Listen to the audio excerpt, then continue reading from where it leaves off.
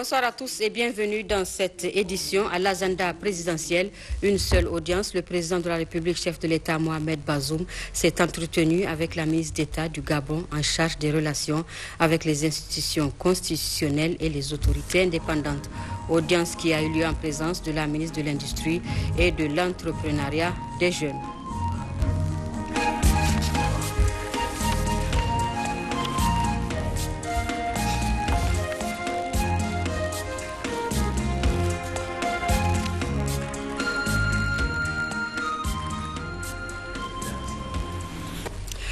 En prélude au sommet des chefs d'État et de gouvernement de l'Union africaine et au sommet sur l'industrialisation et la diversification économique se tient le forum sur la réduction des risques en matière d'investissement et de commerce pour les micro, petites et moyennes entreprises.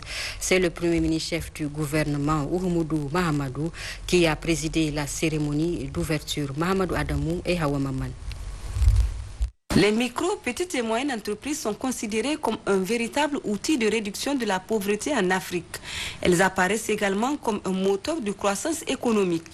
Hélas, leur contribution reste en deçà du potentiel et pour cause les nombreux défis auxquels elles sont confrontées. Et quand les crises se passent, c'est les jeunes et les femmes qui sont le plus affectés parce qu'aucun d'eux ne sont employés dans un secteur formel dans nos pays. Là, les femmes sont exclues de façon accentuée au financement avec un faible pourcentage de femmes qui ont des comptes en banque comparé au taux élevé d'hommes. Dans toutes les allocutions, il est reconnu le rôle de premier plan des micro, petites et moyennes entreprises et leur faible accès au financement. Il est donc temps de réfléchir et de produire des solutions concrètes pour réduire les risques liés à l'investissement et au commerce. Ce faisant, ce secteur pourra participer efficacement à la mise en œuvre de la zone de libre-échange continentale africaine ZLECAf, un des objectifs de ce forum. En effet, aucun doute pour nous que le développement des filières porteuses dans nos pays peut changer la donne afin de construire une capacité productive résiliente sur notre continent. Nous sommes convaincus que les perspectives d'industrialisation du continent reposent également sur la libération du potentiel des micro, petites et moyennes entreprises. Ce forum est organisé de façon conjointe par 5 institutions que sont la BADEA et les 4 institutions financières de garantie en Afrique, que sont le FSA, le FAGAS, ATI-AK et AGF. Mes remerciements à mes frères et collègues directeurs généraux des institutions de garantie africaines qui ont accepté de travailler ensemble avec la Banque arabe pour le développement économique en Afrique, BADEA, pour que nous puissions donner un nouveau modèle de la coopération africaine capable de relever les défis, en particulier celui d'une contribution plus grande au développement des micro, petites et moyennes entreprises que beaucoup qualifient d'épine dorsale de l'économie africaine. Au Niger, tout comme dans les autres pays africains, la majorité des micro, petites et moyennes entreprises sont sous-financées. C'est pourquoi les autorités ont adopté plusieurs stratégies pour inverser la tendance. Les effets des réformes, dont la promotion de compétitivité et la viabilité des petites et moyennes entreprises, combinés à la réalisation des infrastructures de commerce, ont concouru à l'accroissement du nombre important des entreprises nouvellement créées. On estime en effet à plus de 38 000 entreprises nouvellement créées sur la période 2011-2021, selon les données disponibles.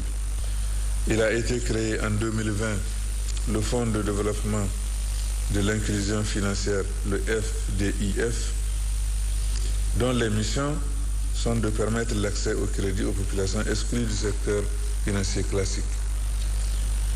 Pour répondre au financement intrinsèque des petites et moyennes entreprises, le gouvernement a créé en 2021 le Fonds national d'appui aux petites et moyennes entreprises, le FONAP.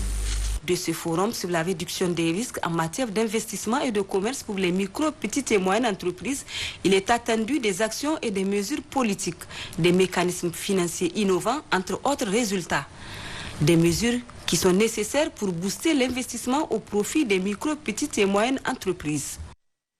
En prélude au panel de haut niveau des premières dames d'Afrique qu'organise la Fondation Nour le 25 novembre prochain, la ministre d'État, ministre des Relations constitutionnelles et les autorités administratives indépendantes a rendu cet après-midi une visite de courtoisie à la première dame Hadija Bazoum. À l'issue de l'entretien, la ministre d'État salue les efforts de la première dame dans la promotion de la femme. Ismaël Daouda et Laouli Aya. Maître Denise Mekam Edzizi Tati, ministre d'État, ministre des Relations avec les institutions constitutionnelles et les autorités administratives indépendantes de la République du Gabon, est reçue en audience par la première dame Hadija Bazoum, présidente de la Fondation Nour. Au terme de leur entretien, la ministre d'État dit avoir transmis le mot d'encouragement du président de la République du Gabon à la première dame pour ses efforts dans la politique de promotion de la femme. C'était pour moi l'occasion de visiter les locaux de la Fondation Nour et transmettre en même temps à mes propres le mot de remerciement, le mot de félicitation, le mot d'encouragement de son Excellence Ali Bongo Ondimba, parce que justement, comme il le dit, la politique de promotion de la femme est au cœur de son engagement. Il a décrété pour 2015-2025 la décennie de la femme et c'est justement c'est l'une de ses priorités. Et donc savoir qu'au Niger, il est organisé un panel de grand niveau sur la femme transformatrice était pour lui une aubaine pour apporter son soutien et surtout encourager son homologue et frère, son Excellence le président du Niger, l'encourager et le féliciter en même temps son épouse pour cette initiative. Voilà, en précisant que la femme africaine aujourd'hui doit pouvoir prendre part au développement de l'Afrique. La femme aujourd'hui doit pouvoir s'engager pleinement aussi bien sur le plan politique, administratif qu'économique. A noter que la ministre d'État, ministre Denise Mekam Edzizi Tati, est au Niger sur instruction du président de la République du Gabon, Ali Bongo Ondimba, pour participer au panel de haut niveau des femmes transformatrices, un panel qu'organise la première dame Hadija Bazoum à travers sa fondation Nour. Retenez dans la page consacrée au sommet de l'Union africaine sur l'industrialisation que la ministre de l'Industrie et de l'Entrepreneuriat des Jeunes a officiellement lancé hier à Niamey la semaine de l'industrialisation et de la diversification économique et le sommet des femmes africaines transformatrices. Deux événements qui ont vu la présence de plusieurs membres du gouvernement, parmi lesquels le ministre d'État en charge de l'énergie, les partenaires techniques et financiers, dont le secrétaire exécutif de la SENSAD, Brigitte Raffeni. Les Échos avec Justine Amoussou et Abdoulaye Ali. Ce sommet des femmes africaines transformatrices se tient en prélude au sommet des chefs d'État et de gouvernement de l'Union africaine sur l'industrialisation et la diversification économique et la session extraordinaire de l'Union africaine sur la ZLECAf. Il s'agit pour ces femmes transformatrices venues de 26 pays d'Afrique d'échanger pour poser les jalons à même de booster la transformation en tenant compte de la gente féminine comme vectrice de développement économique. En effet, le thème que nous avons retenu, les femmes entrepreneurs transformatrices, est l'accélérateur du processus d'industrialisation de l'Afrique. Parce que pour nous, on ne peut pas parler d'industrialisation sans se souvenir qu'il y a des femmes qui travaillent de l'ombre. Ces femmes, elles ont démontré aujourd'hui leurs preuves, particulièrement au Niger, et nous nous sommes rendus compte tout le long de ce processus que c'est sur l'étendue de l'Afrique. Plusieurs partenaires techniques et financiers sont venus soutenir l'initiative et surtout marquer leur engagement, notamment le système des Nations Unies au Niger, l'Organisation des Nations Unies pour le développement industriel ONUDI, la Banque arabe pour le développement en Afrique BADEA, la Commission économique des Nations Unies pour l'Afrique CEA, le SENSAD, dont le secrétaire exécutif, ancien Premier ministre du Niger, a personnellement effectué le déplacement. Je voudrais tout simplement saluer toutes ces initiatives et témoigner qu'au Niger, comme au Tchad d'ailleurs, que je connais maintenant, que je commence à connaître mieux, et certainement dans beaucoup de pays africains, ça y est, La dynamique est bien lancée. Les femmes ont bien pris leur destin en main. Il s'agit tout simplement de prendre acte et de leur apporter tout le soutien qu'elles méritent. C'est le moins que l'on puisse faire. En tout cas, il y aura une touche spéciale pour la Sensat en faveur des femmes. C'est la plus grande gratitude que je voudrais saluer Son Excellence, Monsieur le Président de la République et la Première Dame pour leur leadership, même s'ils ne sont pas ici aujourd'hui. L'industrialisation inclusive et durable qui place les femmes et les jeunes au centre changera la donne pour propulser le développement en Afrique, diversifier nos économies, augmenter les opportunités d'emploi et renforcer notre résilience face aux chocs et aux crises. La BADEA s'engage à continuer à financer les facteurs catalyseurs d'une industrialisation et d'une diversification économique inclusive et durable. Il s'agit notamment des infrastructures, y compris celles de production, de transformation et de distribution des énergies renouvelables et des infrastructures de transport susceptibles de connecter les producteurs aux consommateurs. Elle entend aussi soutenir les efforts des pays pour promouvoir des zones économiques spéciales, des parcs industriels, y compris l'agro-industrie et les pôles de compétitivité, les petites et moyennes entreprises et les petites et moyennes industries qui jouent un rôle capital dans le développement industriel et l'innovation technologique. Tout a été dit. Reste à agir dans une synergie d'action, a résumé la ministre de l'Industrie et de l'Entrepreneuriat des Jeunes en lançant officiellement les deux événements. L'industrialisation, c'est un domaine qui concerne tous les départements. Et j'en profite pour remercier Monsieur Son Excellence Brigitte Raffini, secrétaire exécutif de la Sensat, ancien Premier ministre du Niger, pour sa présence ici parmi nous.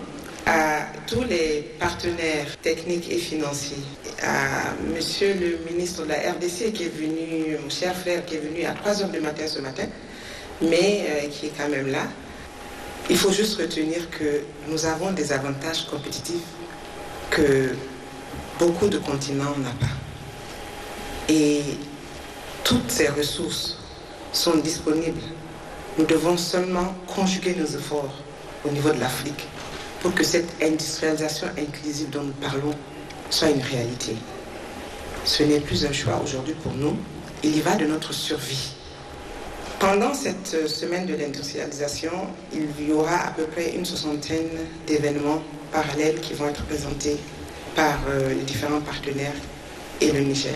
Nous vous invitons notamment à assister le 24 novembre à 9h du matin à la présentation du projet de notre nouvelle zone économique qui va être implantée à Niamey. C'est vous dire que pour le Niger, l'industrialisation ne sera dorénavant plus un mot vain. La coupure de ruban marquant le démarrage officiel des deux événements et la visite guidée des différents stands en présence du commissaire au commerce et à l'industrie de la Commission de l'Union africaine, du secrétaire exécutif du Sensat et de plusieurs membres du gouvernement, dont le ministre d'État en charge de l'énergie, ont marqué la fin de cette cérémonie. Tenu également ce matin à Niamey d'un panel sur le thème diversification économique, industrialisation et développement durable. Il s'agit d'identifier les obstacles en vue de mettre l'accent sur les leviers pour booster l'industrialisation au Niger. Le panel est organisé par le ministère en charge de l'industrie. Aminatou Garba et Hassan Moussa. Accélérer l'industrialisation inclusive et durable et la diversification économique de l'Afrique grâce à des solutions locales et à un soutien ciblé au développement des petites et moyennes entreprises. Tel est le thème de ce panel organisé par le ministère en charge de l'industrie. Cet échange se tient en marge du sommet de l'Union africaine sur l'industrialisation économique. L'objectif est de contribuer à faciliter l'industrialisation du continent africain qui est une aspiration phare de l'agenda 2063 de l'Union africaine. Il s'agit au cours de ce panel d'identifier les obstacles à l'industrialisation des petites et moyennes entreprises afin de proposer des solutions concrètes. L'objectif de ce panel, c'est de mobiliser les jeunes, les informer sur les opportunités que présente l'industrialisation en Afrique et aussi de leur ouvrir certaines portes sur le plan national, régional qu'international. Donc, les débats que vous avez vus et que vous avez entendus nous permettent maintenant de donner à ces jeunes l'importance du sommet de l'Union africaine. Comme vous le voyez dans la salle, il y a plus d'étudiants que des fonctionnaires. C'est donner l'accent aux jeunes et leur donner du courage dans le sens et l'opportunité de dire voilà, en Afrique, on change. Les conditions changent. L'entrepreneuriat des jeunes est très important. Ce panel permettra d'éveiller la conscientisation de la jeunesse sur les opportunités qui leur sont offertes. On attend, je dirais, une conscientisation de la jeunesse, de prendre sa destinée en main. On a toutes les opportunités sur ce continent. Donc il ne s'agit pas seulement de dire que nous sommes de l'Afrique de l'Ouest ou bien de l'Afrique australe, mais un continent uni et soudé sur son plan de développement. Plusieurs allocutions ont eu lieu, dont celle de la ministre de l'Industrie et de l'Entrepreneuriat des Jeunes et de la secrétaire exécutive de l'Agence de développement de l'Union africaine.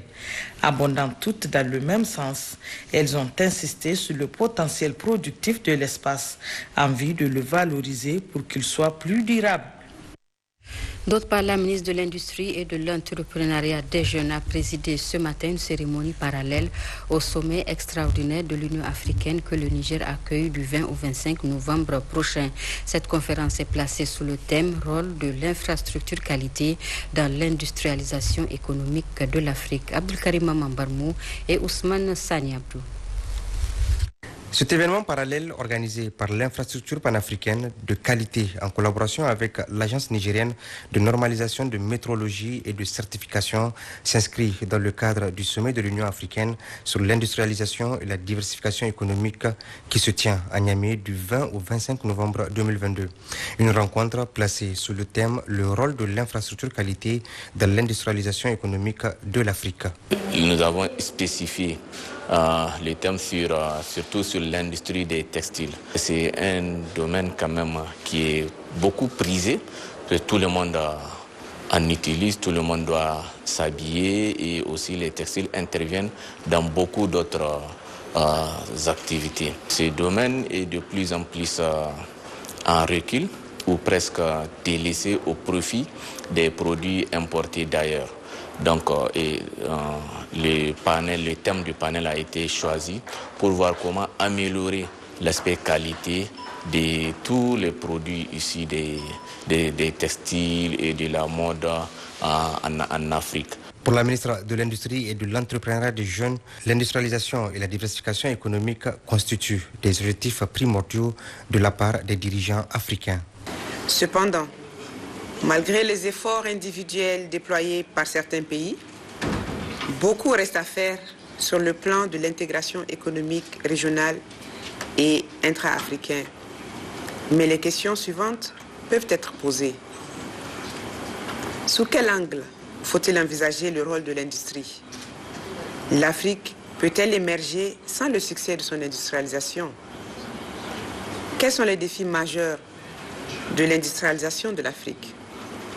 Quel est le rôle de l'infrastructure qualité dans l'industrialisation et la diversification économique de l'Afrique? Autant de questions qui vous sont destinées et auxquelles cette conférence se doit d'apporter des réponses et des recommandations claires, accessibles et faciles à mettre en œuvre, aussi bien au niveau national, régional que continental. Toujours dans ses propos, la ministre de l'Industrie a renouvelé l'engagement du Niger dans les initiatives visant à promouvoir l'infrastructure qualité au niveau national, régional, continental et international. Car la qualité n'est pas qu'une fin en soi, mais un parcours. Il est grand temps que nous investissons dans la qualité pour que l'Afrique prospère. Pour sa part, la ministre de la Promotion de la Femme et de la Protection de l'Enfant a présidé ce matin la cérémonie de lancement des activités prévues dans le cadre du premier sommet des femmes africaines transformatrices qui se tient en marge du sommet des chefs d'État et de gouvernement de l'Union africaine sur l'industrialisation et la diversification économique en Afrique. Plusieurs invités de marque ont apporté leur contribution pour la réussite de la rencontre, notamment des membres des gouvernements du Bénin, du Togo et de la Côte d'Ivoire. Gérard Abdelaziz et Issa Keïssa. Cette cérémonie inaugure les panels prévus dans le cadre du premier sommet des femmes africaines transformatrices. Introduite par Rabiatou Arzika, initiatrice de l'événement, elle a été un véritable cadre d'échange et de partage d'expériences entre des femmes transformatrices issues de plusieurs pays africains et des responsables de sociétés, organisations et institutions africaines et onusiennes, entre autres, sur le thème du sommet, à savoir les femmes entrepreneurs transformatrices, un accélérateur du processus d'industrialisation de l'Afrique. Et comme nous sommes à Niamey au Niger, l'honneur est revenu à l'un des plus grands transformateurs du pays, Idi Ango Ibrahim, le président directeur général de Malbaza Cement Company, MCC, de prendre la parole en premier lieu. Le marché de vos produits transformés existe. Il est immense, il dort et c'est à vous et à nous de vous aider à le réveiller. Quelqu'un a dit, le chemin qui mène de vos rêves au succès existe. Puissiez-vous être assez visionnaire pour le trouver, assez courageuse pour l'emprunter et assez persévérante pour le suivre jusqu'au bout. Fin de citation. Mais soyez endurante, résiliente et audacieuse. Quand cela est possible, jouez collectif. Regroupez-vous à petite échelle, ça réduira votre exposition au risque et mutualisera vos moyens d'acquérir plus vite les équipements technologiques de dernière génération dont vous avez besoin.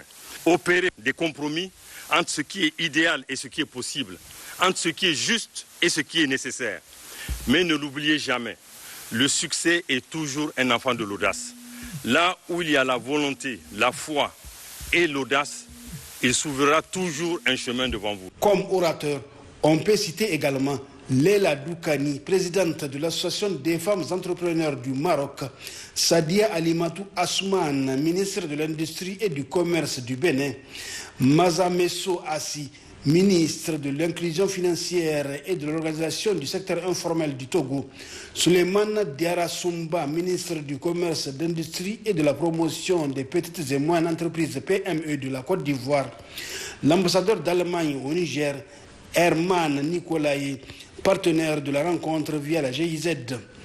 Tous ont mis un accent particulier sur l'importance de la transformation pour une industrialisation inclusive de l'Afrique, tout comme la ministre hôte qui a présidé la rencontre. En rassemblant donc ici les acteurs qui interviennent et dans l'appui au développement économique, ce sommet permettra de nouer des partenariats et de tisser des liens.